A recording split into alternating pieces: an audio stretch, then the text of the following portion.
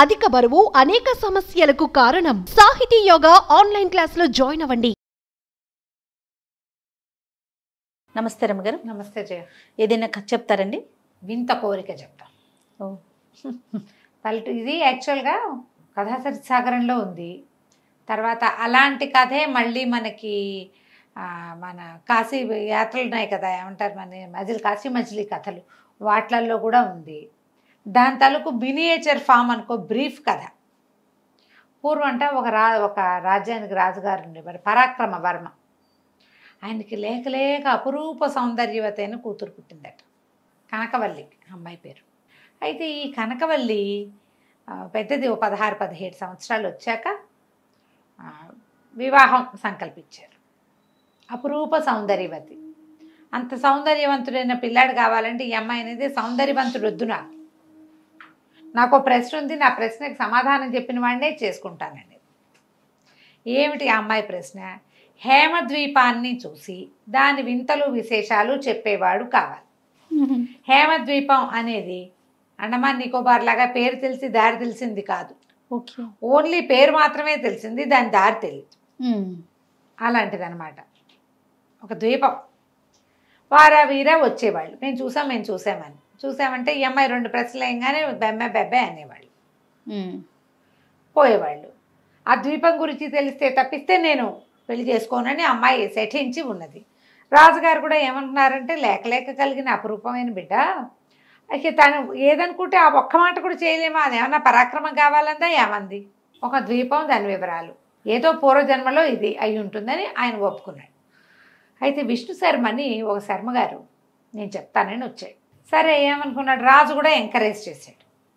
ఈ విష్ణు శర్మ అనేవాడు ఒకడు వచ్చాడు. ఇతను ఏం చేశాడు, ఈ విష్ణు శర్మ వాళ్ళ దగ్గర వీళ్ళ దగ్గర హేమద్వీపం కబుర్లు, అవి నిజాలో కాదో తెలియదు. ఆ ఊళ్ళో అక్కడలా ఉంటుంది, అక్కడ ఉంటాయట, అవి విన్నాడు. అవన్నీ మాట్లాడడానికి వచ్చాడు. ఈ అమ్మాయి 4-5 ప్రశ్నలు ఏం కానీ తేలిపోయాడు. తేలిపోయేసరికి అమ్మాయి చిచ్చి వీడికి ఏం తెలియదు, ఇతను ఎప్పుడు వెళ్ళినవాడు కాదని చెప్పేసి వాళ్ళ నాన్న పిచ్చుకబులు చెప్తున్నాడు, వీడిని బయటకు గెంటండి అని ఇతన్ని గెంటిచ్చేశారు.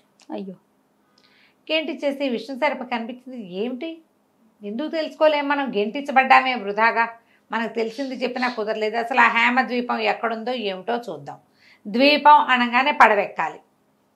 అక్కడి నుంచి ఏదో ఒక పడవెక్కేసాడు. అదొక మహాసముద్రం మీద ప్రయాణం చేస్తూ వెళ్ళి ఓ చోట ఎక్కడో నౌకాభంగం అయింది. ఈ నౌకాభంగం అయిపోయిన చోట వీడు తను విష్ణు శర్మ నీళ్ళల్లో పడిపోయాడు. ఒక పెద్ద చేప ఈ శర్మని మింగేసింది కానీ అది కొరికి తింటే చచ్చిపోయేవాడు. అది అమాంతం మింగింది, తర్వాత జీర్ణం చేసుకుంటుందిట అది. సరే వీడు ఇతను ఏం చేశాడు, ఆ చేప పట్టలో ఉండిపోయాడు. ఆ చేప ఇతని బరువుకి ఎవరికో వాళ్ళలో దొరికేసింది. దొరికేసరికి సత్యవంతుడనే ఒక రాజుగారు ఉన్న ద్వీపంలో ఈ చేప దొరికింది. అక్కడ సముద్రంలో కొట్టుకొచ్చింది. వీళ్ళు వలేసేసరికి సరిగ్గా అదే సమయానికి దొరికింది. దొరికితే ఏదో వింతగా ఉంది చేపని, ఆ చేపను ఒడ్డుకు లాక్కొచ్చారు. రాజుగారు అదే టైంకి ఆ సత్యవంతుడని ఆయన వ్యాహ్యాలకు వచ్చాడు. వ్యాహ్యాలకు వచ్చి చూసాడు. చూసి ఏమిట్రా వింతగా ఉంది, ఏం మింగేసిందో కోసేయండి చూద్దామన్నాడు. కోసేసేసరికల్లా కొస ప్రాణంతో ఉన్న విష్ణు శర్మ అందులో నుంచి బయటపడ్డాడు. ఆయన ఆశ్చర్యపోయాడు, ఎంత విచిత్రం, చేప మింగటం ఏమిటి, వాడు బతికుండటం ఏంటి, ఎంత ఆయుష్ ఉందో వీడికి అని చెప్పి వాడిని లేవదీసి ఏదో కాస్త భోజనం పెట్టించి మందు మాకు వేయించి, చేప పొట్టలో రకరకాల వాటితో కలిసి ఉన్నాడుగా వాసన పాపం. సరే అవన్నీ కడిగిచ్చారు, వాష్ చేయించారు, స్నానాలు చేయించారు, తిళ్ళు తిప్పలు పెట్టించారు, తన దగ్గర ఉంచుకున్నాడు. ఉంచుకుంటే ఇతను అన్నాడు, మరి నాకు హేమద్వీపం వివరాలు కావాలండి, నేను దానికోసమే బయలుదేరాను, నా జీవితానికి పెద్ద ముడేసుకుని కూర్చుంది ఆ హేమద్వీపం, అవమానపడి బయటికి రావాల్సి వచ్చింది, నాకు దాని వివరాలు ఇప్పించండి అంటే ఈయన అన్నాడు, హేమద్వీపం సంగతి నాకు కూడా తెలియదు, కాకపోతే నేను ఈ వచ్చే వారం రాహుల ద్వీపానికి వెళ్తున్నా, అక్కడికి ఎందరో మహానుభావులు వస్తారు, మరి ఈ పడవల్లో తిరిగే వాళ్ళు చాలామంది వస్తారు, వాళ్ళల్లో ఎవరినైనా ఈ హేమద్వీపం అనే ప్రత్యేక ద్వీపం గురించి కనుక్కుందాం, నువ్వు మాతో రా అని చెప్తే ఓ వారం 15 రోజులు రాజుగారితో పాటు చక్కగా ఉండి తర్వాత ఆయనతో కలిసి బయలుదేరాడు. బయలుదేరితే ఈ వారం 10 రోజులు ఈ విష్ణు శర్మను చూసి ఈయన ఏమనుకున్నాడట, ఈ సత్యవంతుడు పిల్లాడు చక్కగా ఉన్నాడు, ఎక్కడో పరదేశి అయినా కూడా చాలా బాగున్నాడు మనిషి, రాజకుమార్తె తన పని అయిపోతే రాకుమార్తెనిచ్చి పెళ్లి చేసి తన ద్వీపానికి రాజుని చేసి తన ఇంట్లోనే ఉంచుకోవాలనుకున్నారు. కంపెనీ నచ్చిందనమాట. ఓకే. ఆ విషయాన్ని ఆయన ఇంట్లో చెప్పాడు, అమ్మాయికి చూపించాడు కూడా, ఇతను నీకు ఓకేనా అని. అమ్మాయి కూడా ఓకే అనుకుంది. సరే ఇతను అడిగిన హేమద్వీపాన్ని తీసుకెళ్ళాలి కదా, రాజుగారు ఈ సత్యవంతుడును మన విష్ణు శర్మ ఇద్దరు కలిసి పెద్ద పడవలెక్కి రాహుల ద్వీపానికి బయలుదేరారు. ఆ రాహుల ద్వీపానికి వెళ్తున్న దారిలో ఏమైంది, ఒక పెద్ద సుడిగుండం లాంటిది వచ్చి వీళ్ళ పడవ సుడిగుండంలో పడిపోయింది. సత్యవంతుడు తేలలేదు. అయ్యయ్యో. కానీ విష్ణు శర్మకి ఒక కొయ్య పలక దొరికింది. ఏదో ద్వీపానికి కొట్టుకుపోయాడు. కొట్టుకుపోతే సరే ఏవో చెట్లు కనపడ్డాయి, ఏదో తిండి వెతుక్కుంటూ ఆ ద్వీపంలో అటు ఇటు తిరుగుతుంటే గండభేరుండ పక్షులు ఉన్నాయి అక్కడ, పెద్ద పెద్ద పక్షులు. ఆ గండభేరుండ పక్షులను చూసి అవి మాట్లాడుకుంటున్నవి విన్నాడు. సరే ఒక చోట ఎక్కడో చెట్టు కింద కూర్చుంటే పైన అన్ని పక్షులు మాట్లాడుకుంటుంటే పక్షి భాష తెలిసినటువంటి విష్ణు శర్మ ఒక గండభేరుండంతో మాట్లాడాడు. కి మాట్లాడేసరికి ఆశ్చర్యపోయిన మనిషి తన భాష మాట్లాడటం. ఇద్దరు కొంచెం స్నేహం చేశారు. చేస్తే ఈ శర్మ ఏమన్నాడంటే, నన్ను హేమద్వీపానికి తీసుకెళ్తావా అని అడిగాడు. ఆ గండభేరుండం అలాగే నువ్వు నా కాళ్ళు పట్టుకొని కూర్చో, కాళ్ళ మీద కూర్చో, మేము ఎగిరే దారిలో హేమద్వీపం కనపడుతుంది, అక్కడికి మనుషులు ఎవ్వరూ చొరరాదు అందులోకి, అది ఒక రకమైన పాతాళపు దారి అనుకో, మామూలుగా మనుషులు తిరిగేది కాదు, తీసుకెళ్తాను.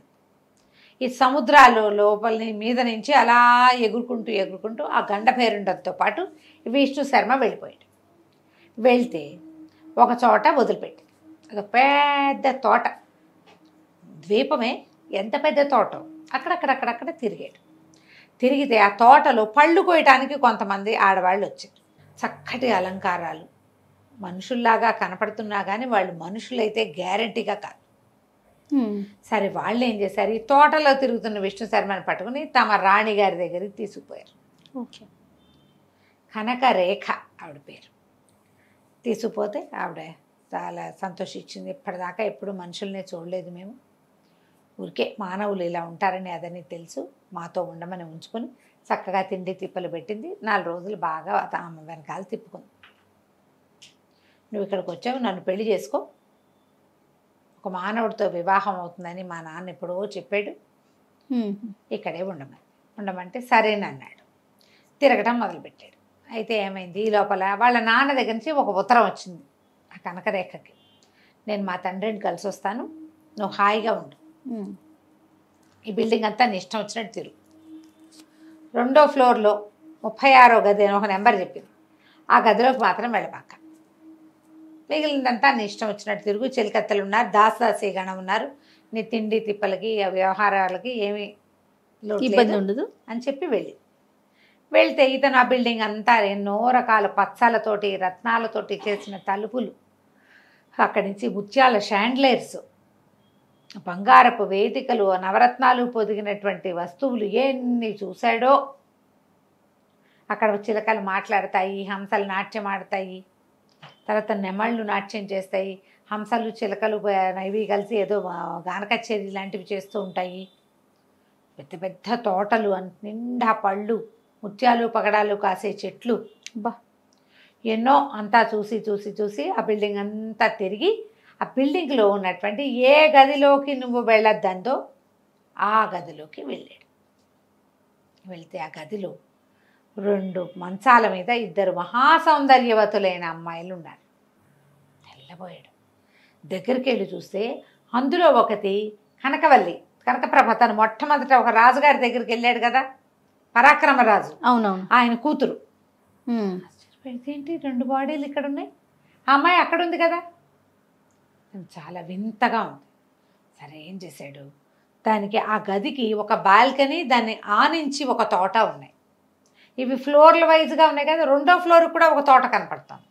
ఆ తోటలోకి వెళ్ళాడు. అక్కడ ఒక పంచకళ్యాణి గుర్రం, ఎంత బాగుందో. సరే ఏం చేశాడు, దగ్గరికి వెళ్ళి దాన్ని ఎక్కబోయాడు. ఎక్కబోతే ఆ గుర్రం ఒక్క తన్ను తన్నింది. తన్నేసరికల్లా అక్కడ ఒక బావి ఉంది. ఆ బావిలో పడ్డాడు. వెళ్ళి బావిలో పడినవాడు ఇక ఎక్కడ ప్రత్యక్షం అయ్యాడు? పరాక్రమరాజు గారి ఊళ్ళో ఉన్న ఏట్లో ప్రత్యక్షం అయ్యాడు. చూసుకుంటే ఏముంది, బావి లేదు, పంచకళ్యాణ్ లేదు, ఆ ఇద్దరు అమ్మాయిలు లేరు, కనకరేఖ తాలూకు బ్రహ్మాండమైన తోట, పగడాలు ముత్యాలు కాసే చెట్లు ఏమీ లేవు. తన ఊళ్ళోకి వచ్చి పడిపోయాడు. సరే ఏమనుకున్నాడు, రాజుగారి దగ్గర బయలుదేరాడు.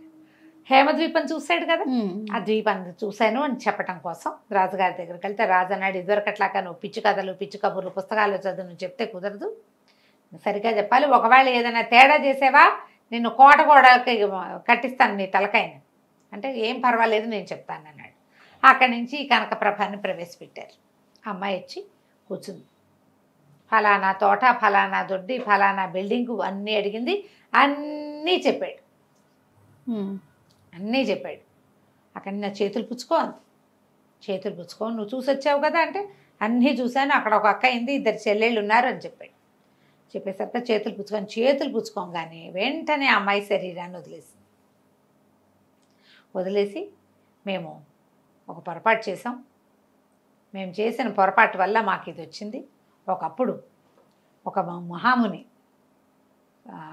తపస్సు చేసుకుంటుంటే నేను మా చెల్లెలు, మేము ముగ్గురు అక్క చెల్లెలు, అక్కడ నీకు కనపడింది మా అక్కయ్య కనకరేఖ, మేము ఇంకా ఇద్దరం కనకప్రభ కనకవల్లి, మేమిద్దరము జలకాలాడుతుంటే ఆ నది ఒడ్డు మీద ఉన్నటువంటి మానవుడిని, ఒక ఋషిని చూడకుండా స్నానాలు చేస్తూ నీళ్ళని విసిరేసాము.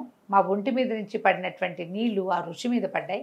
ఆయన చిచ్చి మానవులు లాంటివి చేశారు, యక్షకన్యలు అయ్యుండి కూడా మీరు ఇట్లాంటి పని చేశారని మమ్మల్ని శపించాడు. శపించేసరికల్లా మేమిద్దరం మానవులుగా పుట్టాం, మా అక్క అక్కడ ఉండిపోయింది.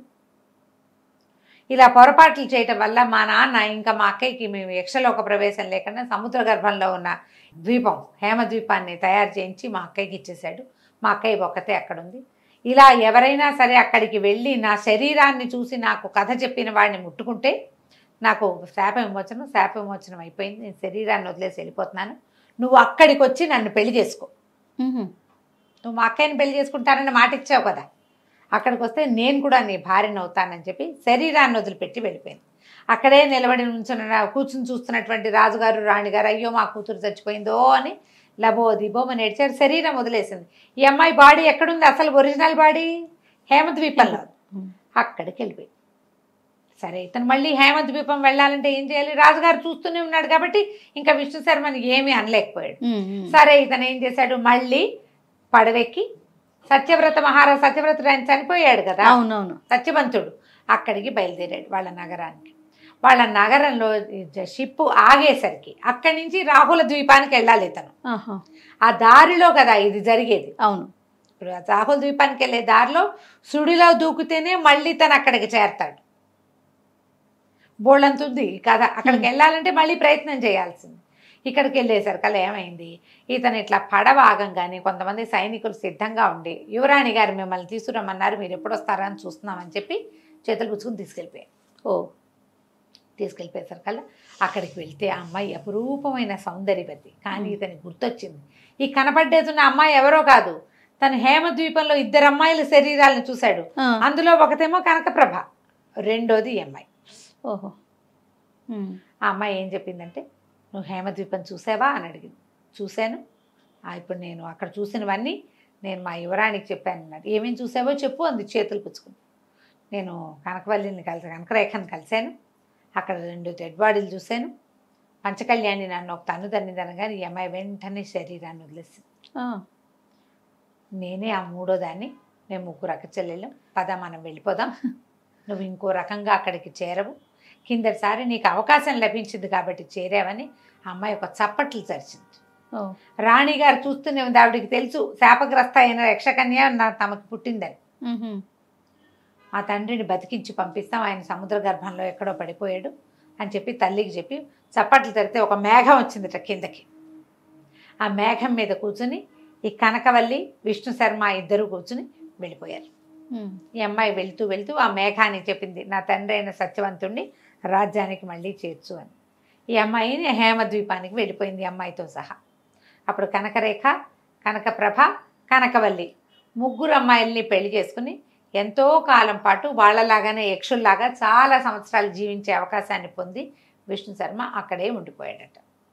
కలకంటికి మనం ఇంటికి. బాగుంది. వాళ్ళ నాన్న తిరిగి వచ్చేసాడు. తిరిగి వచ్చేసాడు, తండ్రి తిరిగి వచ్చేసాడు, ఆయన రాజ్యం ఆయన చేసుకున్నాడు. ఎవరో పిల్లల్ని పెంచుకున్నారు ఆ తర్వాత వాళ్ళు. నమస్తే రమ్మగారు. నమస్తే జయ.